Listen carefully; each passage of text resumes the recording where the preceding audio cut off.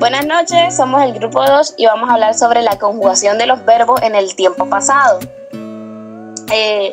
Los tiempos pasados se dividen en pasado simple, pasado continuo, pasado perfecto y pasado perfecto continuo. Vamos a hablar de cada uno de ellos. Vamos a hablar sobre el pasado simple.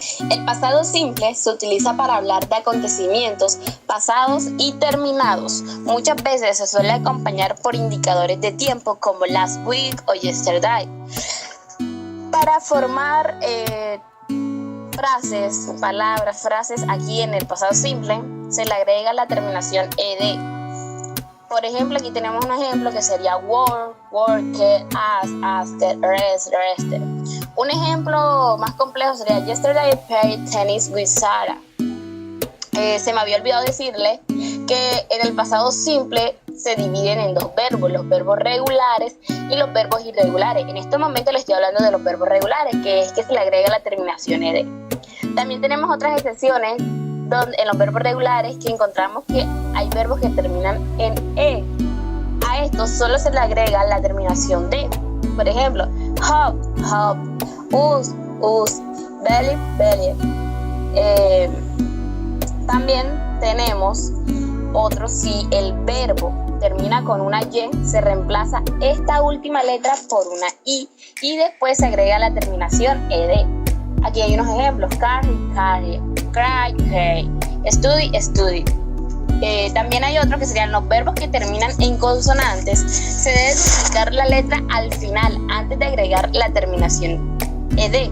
Aquí tenemos un ejemplo: stop.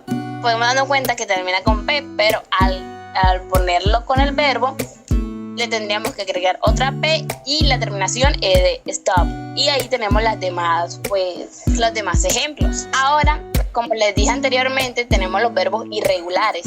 Para estos verbos irregulares no existe una regla fija. Aquí al lado tenemos una tabla donde podemos ver algunos de los verbos irregulares y se pueden dar cuenta pues que no existe una regla que cada palabra tiene que ir tal, no, porque podemos ver el primer verbo que es say y se pueden dar cuenta que al cambiarlo cambia la y por una i y se le agrega una e. Al segundo, que sí, nos podemos dar cuenta que cambia las dos e que tiene por una a y una w. Sound, make, made, come, now, new, go, when, y así sucesivamente se pueden dar cuenta de que pues no sigue una regla fija. Entonces ya para estos verbos ya sí hay como que memorizarlos y eso. Un ejemplo más complejo sería I saw you at the store the other day. También, para los pasados simples, para poder formar frases aquí en este tiempo, se utilizan unas reglas para el afirmativo, lo negativo o las frases interrogativas.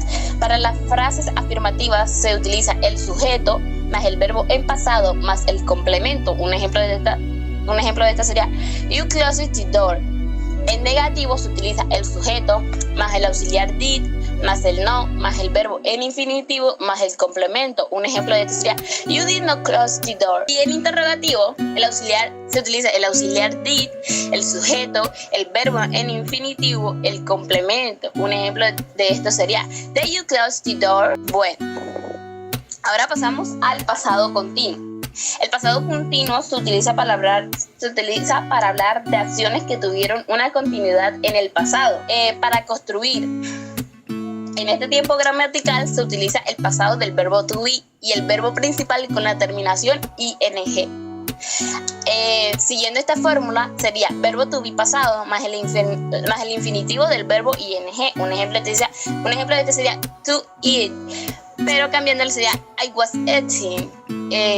Aquí al lado tenemos una tabla donde nos muestra cómo es el verbo to be, cómo se conjuga el verbo to be en el pasado. Podemos darnos cuenta que tenemos en el modo afirmativo y en el modo negativo.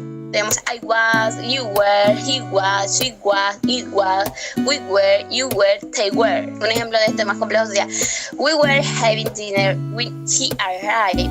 Aquí en el pasado continuo también existen reglas para poder armar frases en afirmativo, negativo e interrogativo.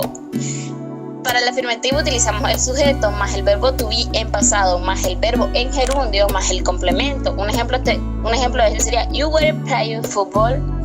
En negativo utilizamos el sujeto más el verbo to be en pasado más el not más el verbo en gerundio más el complemento. Este sería you were not playing football. En interrogativo se utiliza el verbo to be en pasado, el sujeto, el verbo en gerundio más el complemento. El ejemplo quedaría así: were you playing football? Ahora pasamos al pasado perfecto. En el pasado perfecto sirve para hablar de acciones que ya habían ocurrido en el pasado antes que otras. Para construir en este tiempo gramatical se utiliza el pasado del verbo have, o sea, had, y el verbo principal del pasado simple. Aquí también existen pues reglas para hablar sobre las frases afirmativas, negativas e interrogativas como las demás. Para el afirmativo utilizamos el sujeto más el auxiliar will más el hey o has más el verbo en participio más el complemento. Un ejemplo de este sería I will hey go to the doctor if I was feeling sick. En negativo utilizamos el sujeto más el auxiliar will más el no más el hey o has más el verbo en participio más el complemento.